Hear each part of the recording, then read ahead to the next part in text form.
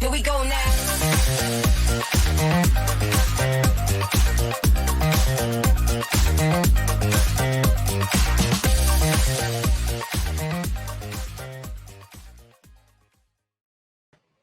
Halli, hallo, guten Abend. Hier ist Shmuel Lynn von der Lynn Show. Willkommen. It's my little German.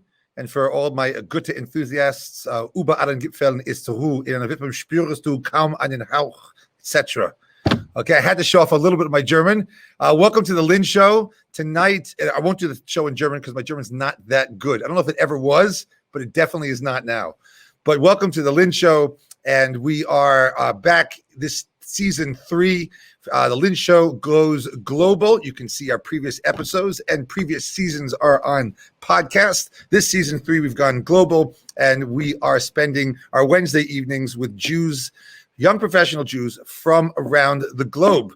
And tonight we are visiting the Jews of Germany, and really excited again to have these conversations. They're really awesome. And personally, as a rabbi here in New York, I can't wait to get everybody together at the end of this. When this season's over, we've already got things in the works that we can get all these people together in one place and meet everyone in person, because so far the conversations have been great. The people have been awesome, and I've been enjoying it myself. Clearly, you can see that I'm liking this season a lot. Okay, so thanks for tuning in and joining. It will be a podcast as well, and we're looking forward to meeting our guests tonight. But first, the news of the Jews in Germany.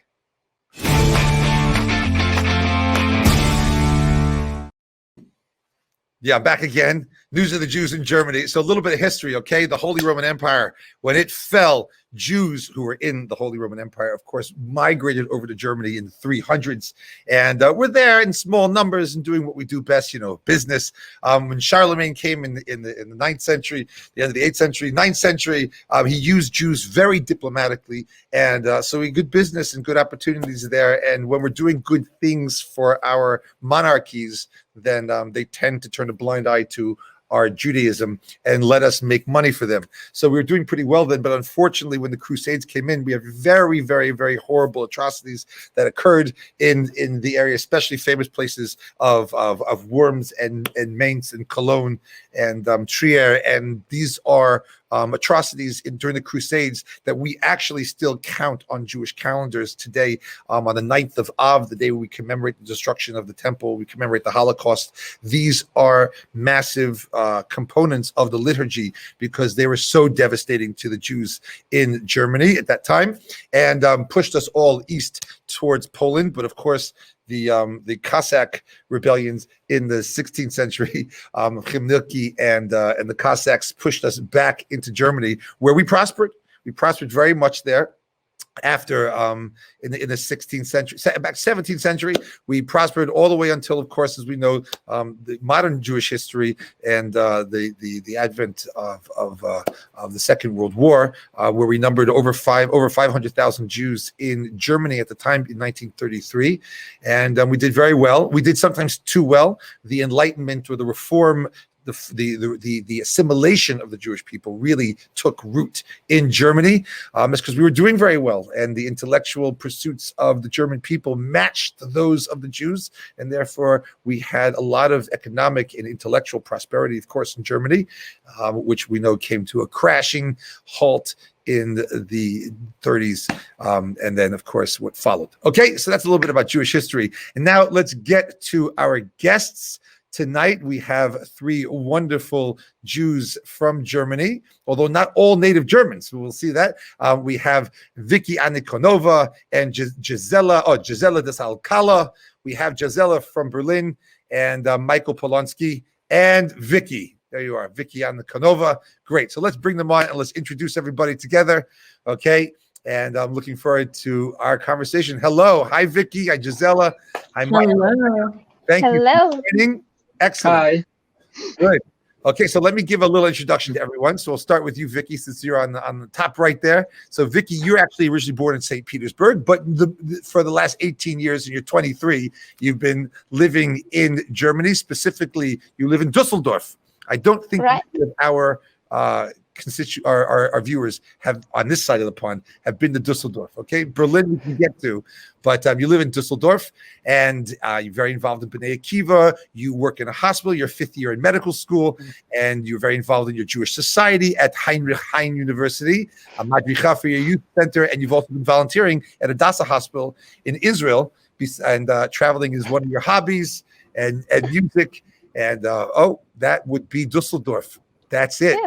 Yes, isn't she gorgeous? And Vicky, what else should we know about you before we get into the conversation tonight?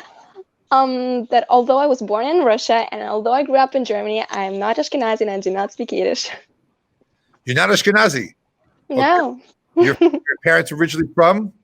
From Dagestan. I'm Kafkazi. Okay, Kafkazi, great. Okay, but your German is fluent. My German is fluent, yes. Okay, awesome. Anyway, great to have you here, Vicky. Thank you. And thank you for having me. Michael Polonsky. Hello, Michael, living in Hamburg, from Hamburg, born, bred, raised in Hamburg. Okay, working in Microsoft Tech, business intelligence, and you've been involved in the Olami organization in Morasha, right? Very, very, very involved in Morasha there, and the leader of the Hamburg branch of Olami called Morasha. There, you're a sailor and a skier and guitar player, musician, and somehow you combine all of these things. Tell us a little bit just about you. What else you think we should know, Michael?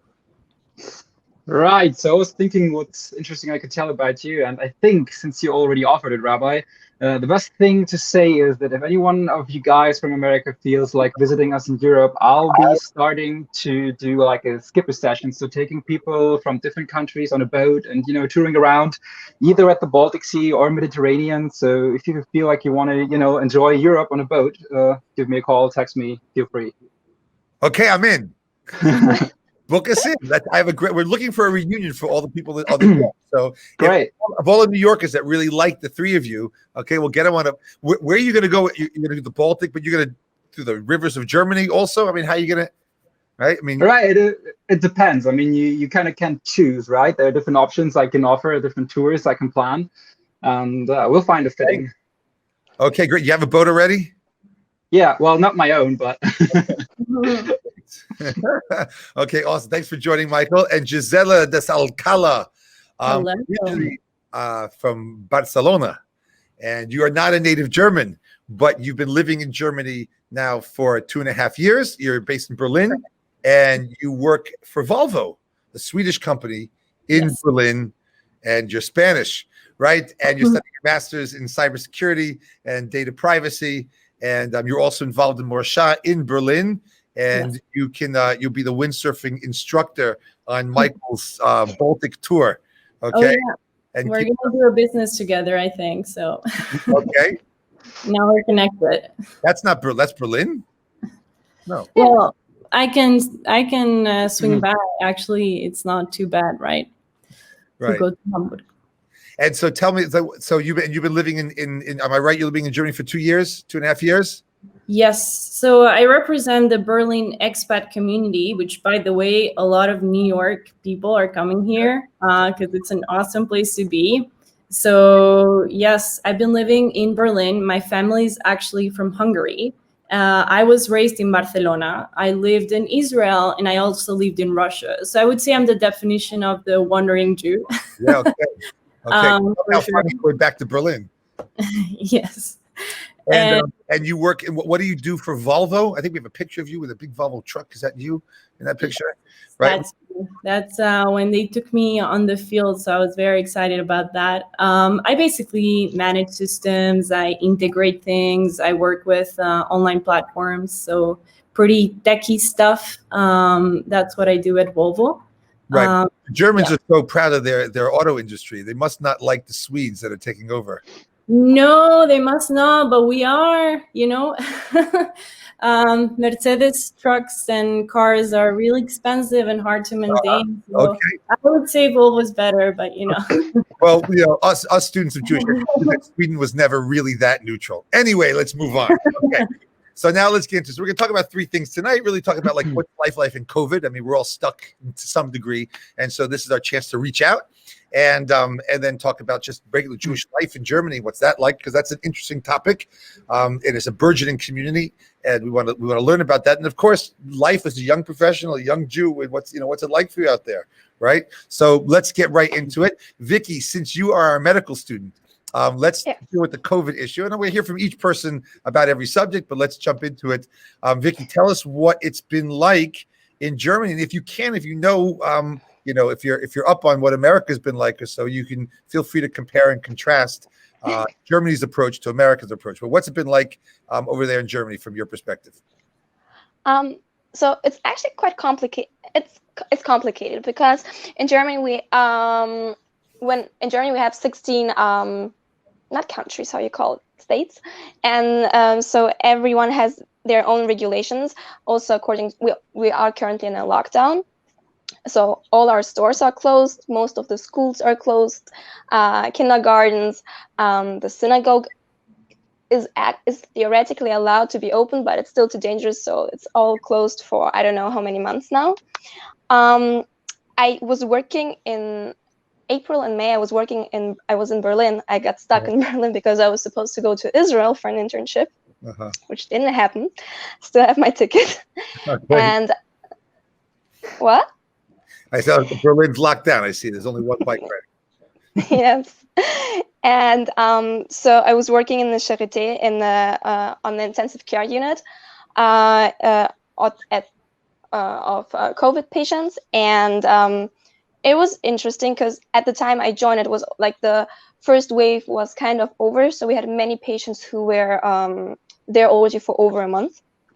Also young patients. The youngest patient was 22 years old, so even younger than me at the time, which was quite scary. Right.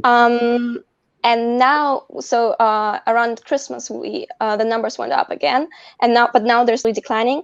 We have problems with the vaccination because it's going. The process is way too slow, and there is not enough. Right. There are not enough doses available for now, but it's still very topical. So it changes every day. The use negotiating every day with the companies, and we'll see where it goes. Yeah. Okay, thank you, Vicky. Michael, how's it been? Is there a comparison to America? How do Germans sort of see their position in the world in terms of how they're handling COVID vis-a-vis America? Right, so I can say there's quite a difference. I mean, maybe due to your old president, but I'd say in general, Germans are much more strict. So the German mentality is if you have a rule, you obey. And it's really interesting to see because you can spot basically everyone who's not German or has not German roots, because these are the only people that are not obeying the law, literally. Everyone else is exactly doing what is said. And maybe this is one of the reasons why it goes fairly well in Germany, I would say. So, I mean, the numbers aren't too dramatic. They are high. We still, of course, have people dying, but it's compared to maybe other countries or the rest of the world, I'd say fairly all right. But due to the population, people handling this very, very strict. I would disagree with you. Vicky's on the front. She doesn't agree. You don't agree with me? No, because there are so many people like the Querdenker, those who are against vaccines and those who are against wearing masks. Also here in Germany, unfortunately, and it's not only the foreigners; it's also like the Germans. So, and I would say that we're yes, like in Berlin there was a huge demonstration, but I think it was already months ago, but still, and I think the low numbers or relatively low death numbers are not because the Germans are obeying to the rules, but rather that we actually have a very good healthcare system. Like, of course, there's a lot of room to improvement, but compared to the US, we are very, very well off because we have healthcare for everyone. More beds. That's what. Go on, Gisela. Oh no, that we like compared to, for example, Spain or Hungary, like the Germans have just simply more beds. They can take care of like more patients. But what actually I'm really curious about, Vicky, is that what happened in the second wave? Because Germany was really doing amazing. And I remember the New York Times, or like, I don't know, all this like American media covered how well they're doing, but now it's really bad. So what happened? I'm kind of curious, actually, because I don't have the answer. So I'm not about. Vicky started working. That's what happened. Yeah. No, so I'm not a scientist, but as far as I followed the news, it's because the virus spreads easier and during the colder months, during low temperatures. So in summer, when everything was more or less open and people were in touch, the virus spread, but it was not enough. But not enough people got corona so that you would have a herd immunity. And then when fall came, then the virus was spreading even faster, and thus you had the spike. And also people, I think, got tired of the measurements and started being more, how do you call it? Like lackadaisical, like less careful and less careful. Let me ask you this: I mean, well, listen, there is, that reputation out there that the Germans do keep, to things a little bit more strictly than other countries and other personalities. My wife is English, and my mother-in-law, she's watching, is super British. You follow rules. Like, there are cultures that follow rules, and the Wild West of America has not been doing a very good job of that, okay, especially with all the chaos that's been, been uncovered in this country as of late. But let's talk a little bit about the Jewish community here or there in Germany. Okay, that's not something that people really know a lot about in America. And in all fairness, you don't really associate Jewish community, a growing Jewish community, with the name Germany when all you know is recent Jewish history. So let's talk a little bit about that. Since you're the Michael, you're the native, the born, bred and raised German. We'll start with you. Give us a little insight into and you're all from different places. We have Hamburg, Dusseldorf, and Berlin. So I want to hear from each of you about what's unique about your particular place in your Jewish community. But Michael, give us just an overview of Jewish community in Germany as a whole. How is it understood in terms of the government and the non-Jewish perspective? How is the Jewish community doing as a whole in Germany?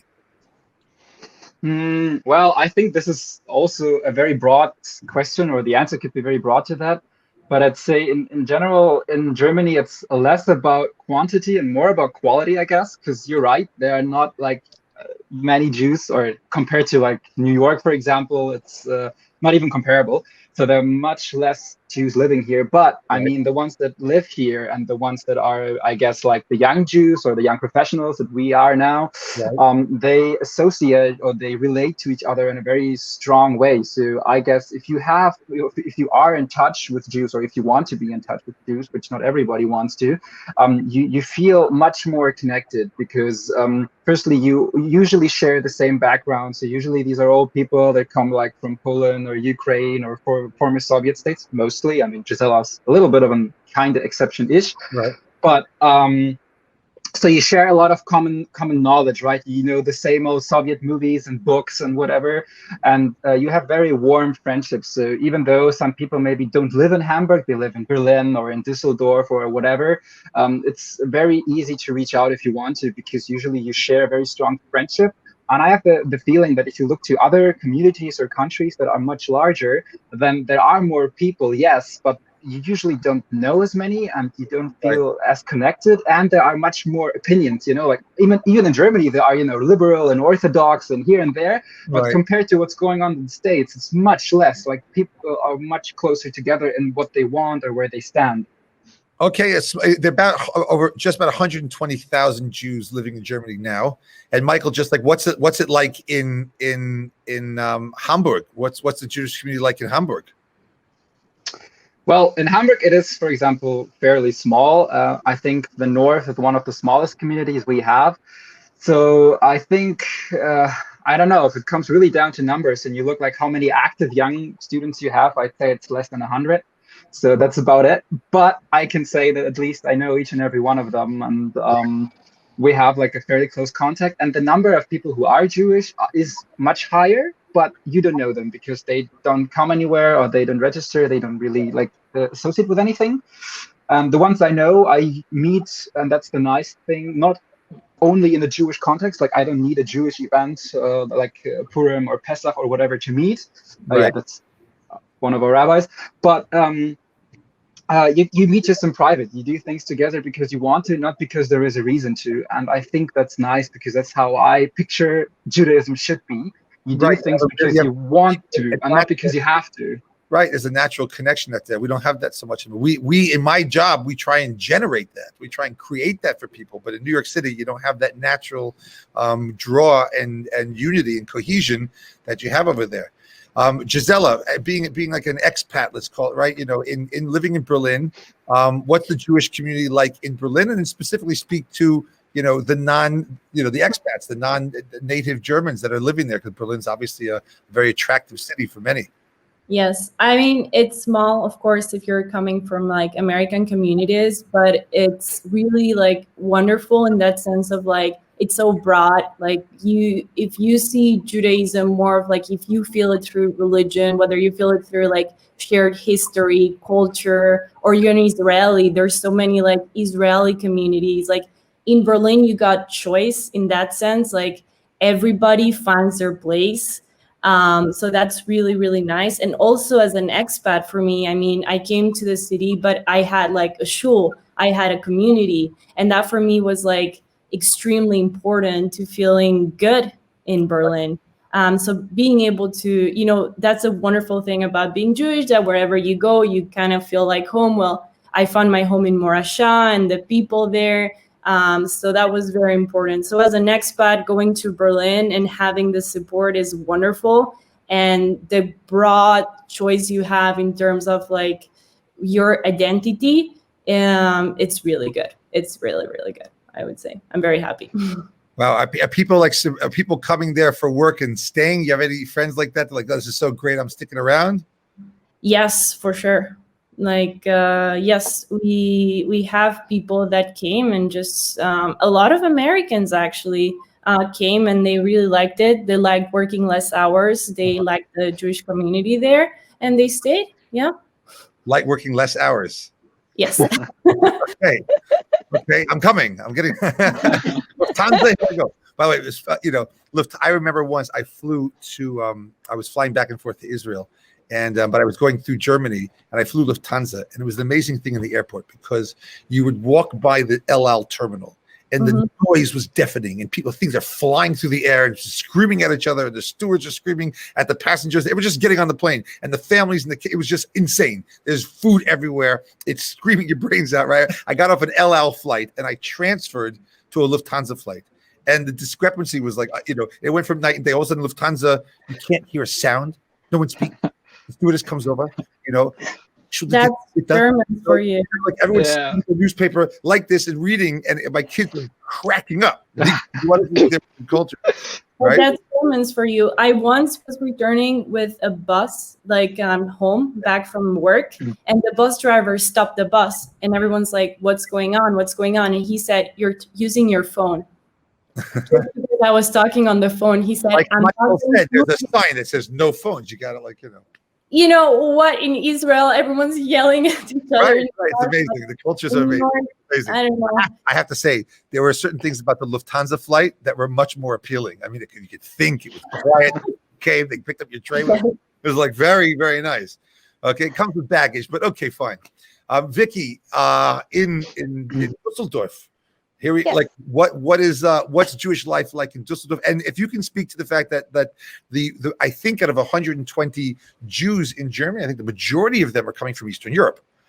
So maybe you could speak to that also. I mean, it's there aren't a lot. I guess Michael, as a native Jew native German, that's the minority of the Jewish community in Germany. It's interesting, right? So Vicky, maybe tell us a little bit about life in Düsseldorf and speak to that point. That's your family story also. Yes, it's very true. So I think about 90% of the Jews in Germany are originally from the former Soviet Union, like Russia, Ukraine, 90%? Moldavia. Yes. Michael's going to argue on you on that also, but no, Michael, you can argue on that? He's going to argue a little bit on that. That's a lot. No, I Actually, I won't. I mean, by the way, I'm also from Ukraine. I'm just born in Germany, so that's why I say I'm native. But I'm not like ancestry-wise German. Okay. There you go. 90%. Okay, that's huge. Like American Jews don't know this. Okay, there is a Jewish community in Germany, but it didn't come from there. Okay, good. I mean, like in the community, like Düsseldorf is the third biggest community in Jewish community in Germany. What's second? And or first is I think Berlin, Munich, and then Düsseldorf. And not Munich, Frankfurt? Berlin. Jews aren't in Frankfurt? Frankfurt is number 4. Okay. Number 4. Which Düsseldorf is very proud of, by the way. Yeah, okay. Yeah, we are. So, and you see where the Jews are coming from, because like all ads, most of the flyers, they're always in German and Russian. Like we have a community newsletter and it's always translated from German to Russian.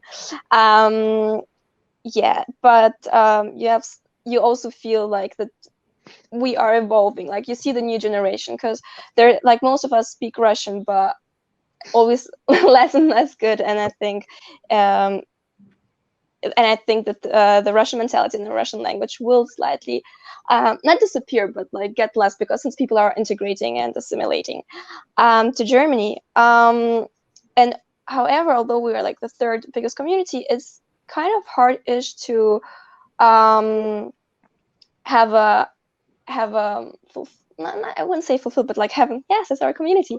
Like have live an Orthodox life.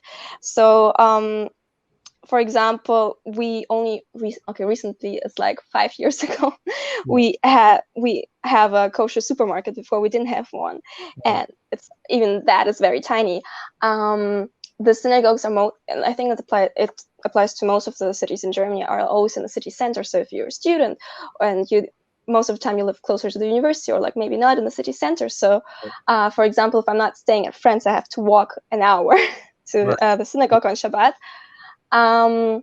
And we don't have any restaurants. So if we want to go out for food, like not during Corona time, it's we drive to Amsterdam or to Antwerp, because that's closer. That's the closest thing we can get.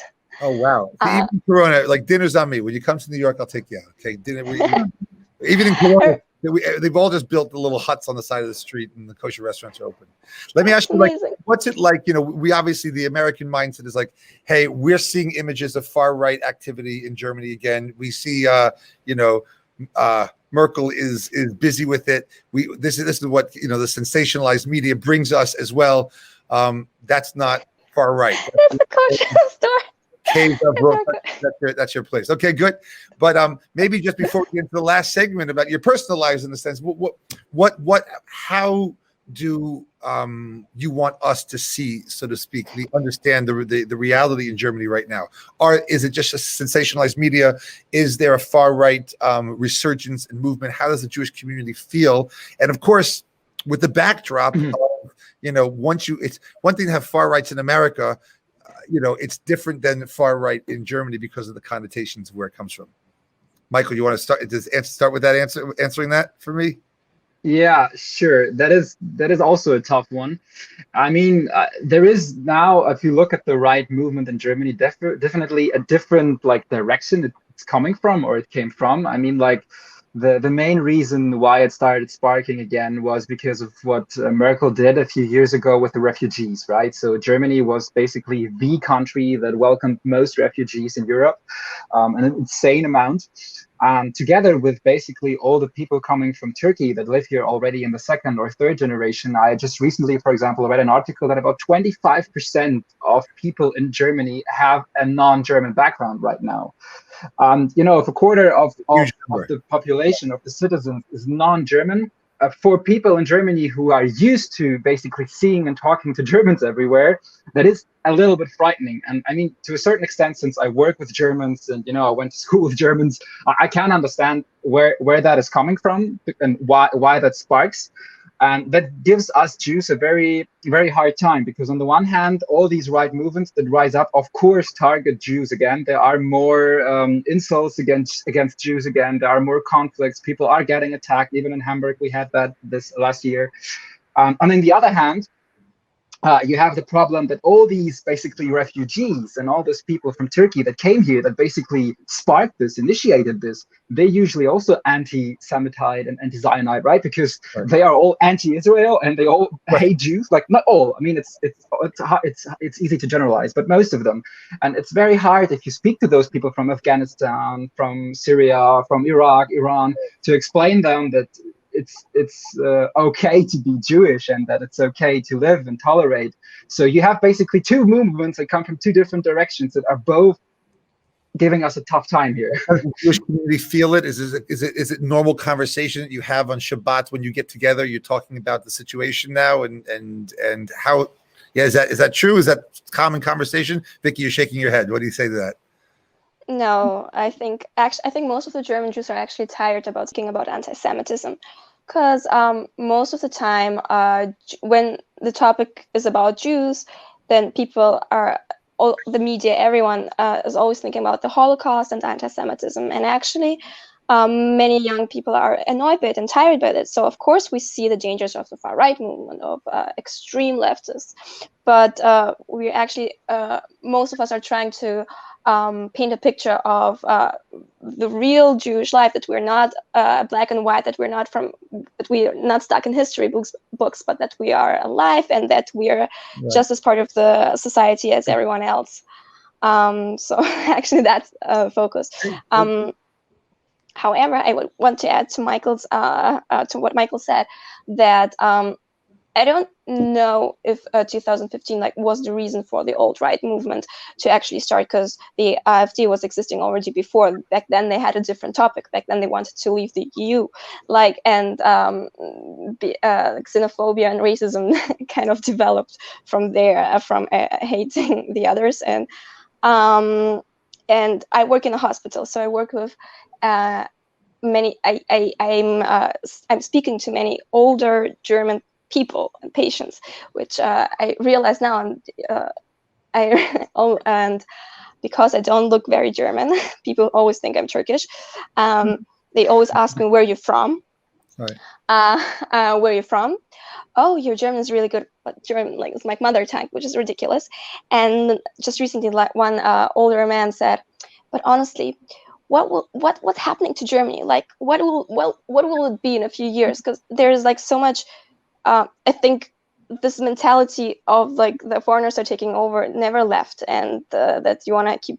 So I don't know if it's really the refugee crisis, which is it's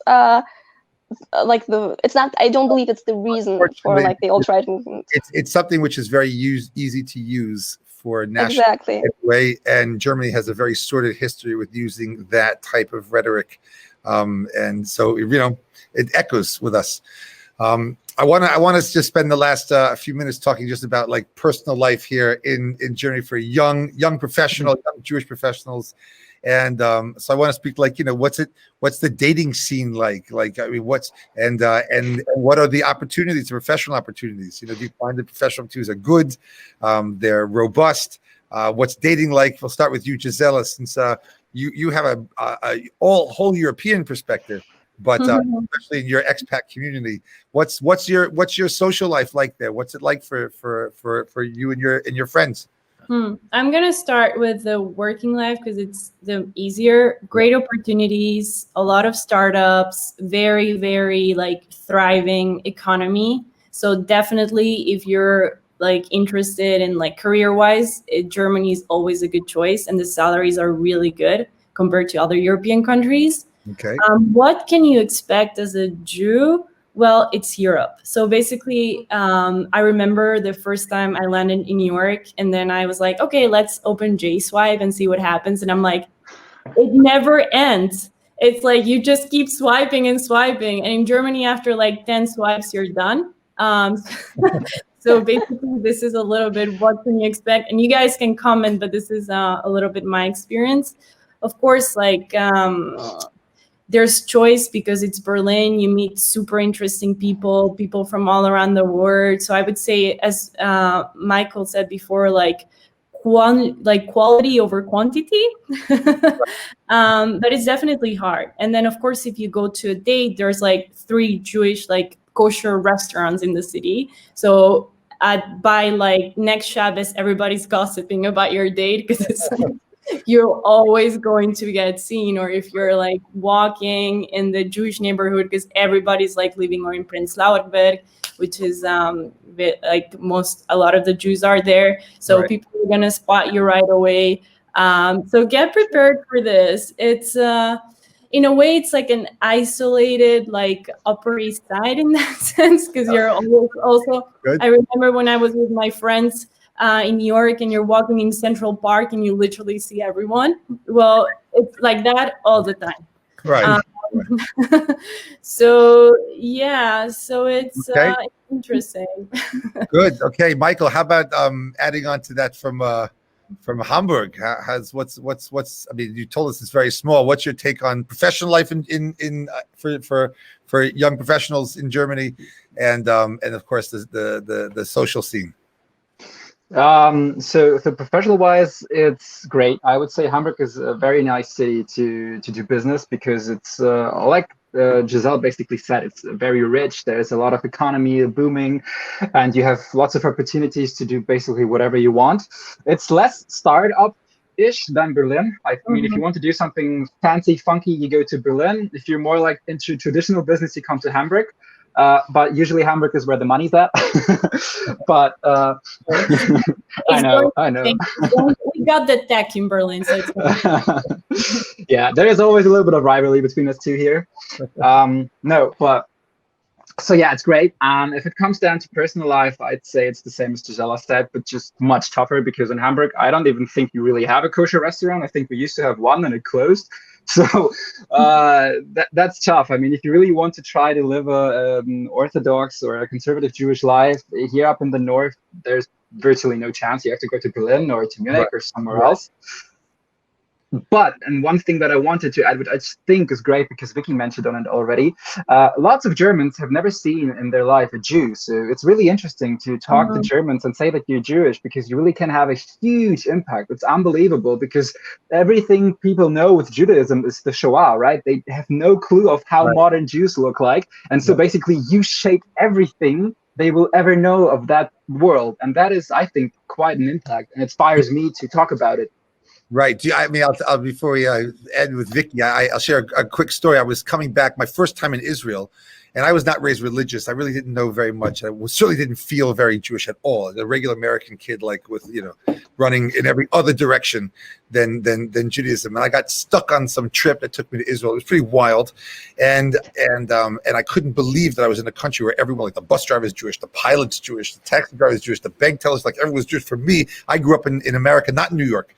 I grew up in Palm Beach, Florida, which was very anti-Semitic, and there were no Jews. There were like 4 of us, okay? And everyone knew you were a Jew, and you couldn't go here, you couldn't go there, like the real deal. Like you weren't allowed into country clubs, okay, because you're Jewish. And so when I went to Israel, it was like cathartic. It's like the Willy Wonka and the Chocolate Factory. It was just like I couldn't believe it so much. So I went to Yad Vashem at the end of the trip, and I flew, and I was playing a tennis tournament in Hamburg, and we flew into Frankfurt. For the Paris, I took a train, Paris, Frankfurt, up to Hamburg. And like, it was like first time I'm blown away by, whoa, I just came from Yad Vashem and now trains in Germany have a different ring to it. And I went to Hamburg, and that night I wasn't religious at all. I really didn't know anything. But I was in the hotel for the tennis tournament, and there were a bunch of tennis players there. We all knew each other because my best friend growing up that I played tennis with in America and Germany is Matthias. Hello, Matthias, if you're watching. So we were there in the hotel, and as I remember correctly, Michael Stich was there also, who won Wimbledon. He was like the youngest ever to win Wimbledon in 1992, and we were in Hamburg, and there were a bunch of tennis players in the room, and it was Friday night. I just decided, like, I have to do something because they're asking me, like, you were just in Israel, like, what's that like? And so I had to do something. So I got 2 candles, and I got like some wine. I didn't know what to do, and I had a talit that I bought, like some tie-dye Grateful Dead talit that I bought on Ben Yehuda, and I put it on. I didn't know what I was doing. I didn't have a prayer book, but the only thing I knew were the opening lines of Aleinu. But so I said that Friday night, with the wine. For sure, none of the guys watching knew anything, right? But I still believe that because of the power of the spiritual light of the Shabbat candles and the wine and everything, that's why Michael Stich the next year won Wimbledon. He was so inspired. I'm sure that was what. Vicky, let's hear from you.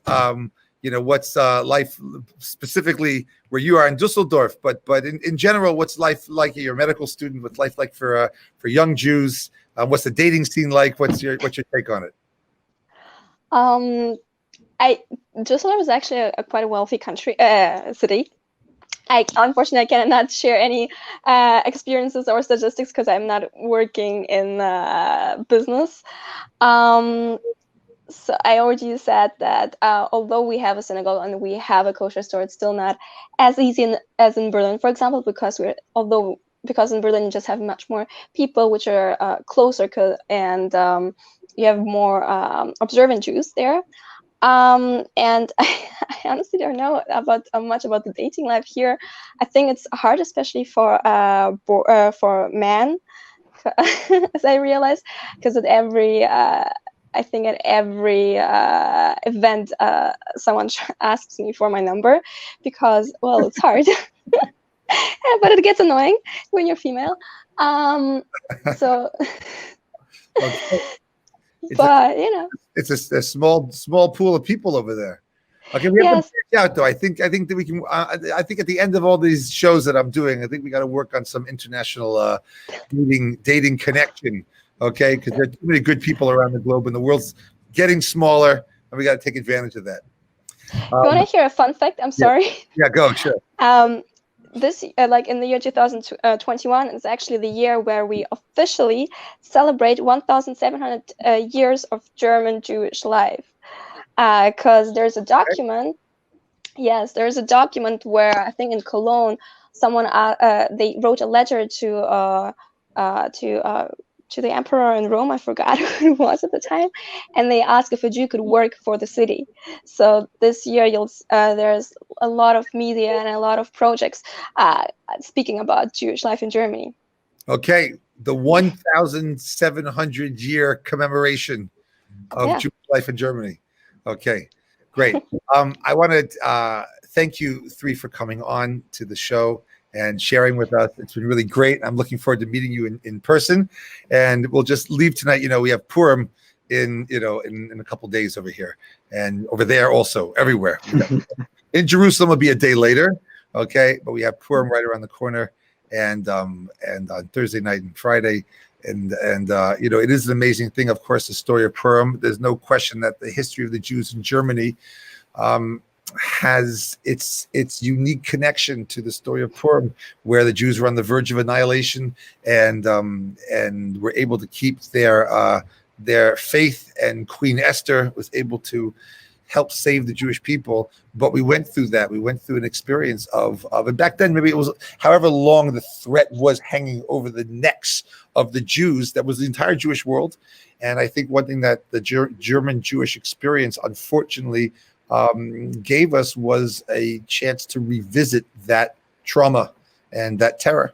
And unfortunately, that's the connections that we make with Germany and Judaism. That's how it goes, And but the reality is that it wasn't the first time, and in Germany, and we hope it's the last time. And there've been many times in between that we Jews have faced existential threat. And yet the reason why Purim is the last story, one of the last, Purim and Hanukkah, the story that we have to take with us, the torches that we take with us through the diaspora, through all of these places where we live. I mean, really, we should all be living around the corner from each other. And yet you're in Germany, I'm in America. And we take this story of Purim with us because it's the beacon of light. It's the torch that will lead the way and show us how somehow in the craziest way, the darkness turns to light. Really, God was behind it all the time. There's a master plan. There is method to the madness. And we celebrate that with revelry, and we drink ourselves into oblivion, because the only way, you got to get past the intellectual part of it. You got to get into the heart, that Pintele Yid, the Jew that's deep down inside of you. You have to let that Jew out, and you have to be in love with being a Jew, and you have to experience that and celebrate it. And you celebrate with the knowledge that that's why we wear masks and dress up, because the world you see out there is all a veneer. It's a charade. It's a masquerade. And really behind the scenes, there's great orchestration, and there's method to the madness, and there's rhyme and reason. And that's what we celebrate. We know that there's light at the end of the tunnel. And so we have a lot to think about and a lot to be grateful for. And we know that we got to keep moving forward. We got to keep moving as young Jews, as older Jews, as Jewish communities around the world. We have to be cohesive, and we have to be connected, and we have to be learned, and we have to be passionate and caring. And you guys, the three of you, I know because your rabbi speaks very highly of you, and they put you on this show. You are great ambassadors and examples of that, and I'm grateful that you came on the show, and I look forward very much to meeting you in person. To everybody watching, please join us again next week, Wednesday nights at 8 p.m., and just know that we have for you in New York, and maybe we'll get something up there for the German Jews also, but we have great Shabbat meals that are pre-prepared for you in New York. You just order them. We've got them, we got the prices good, and we got the food delicious, and you can just click away and it gets delivered to your door for Shabbat. So you can make sure that your Friday night is beautiful and unique and Jewish. And even if you have another friend who's got antibodies, invite them over, or the vaccine, right? Please take advantage of what we're bringing to you. And we look forward to seeing you again. Again, Vicky and Gisela and Michael, thank you very much. Avida Zain. Thank you very much for having us. Okay, guys. Good night. Thank you. Bye-bye. Bye-bye. Here we go now.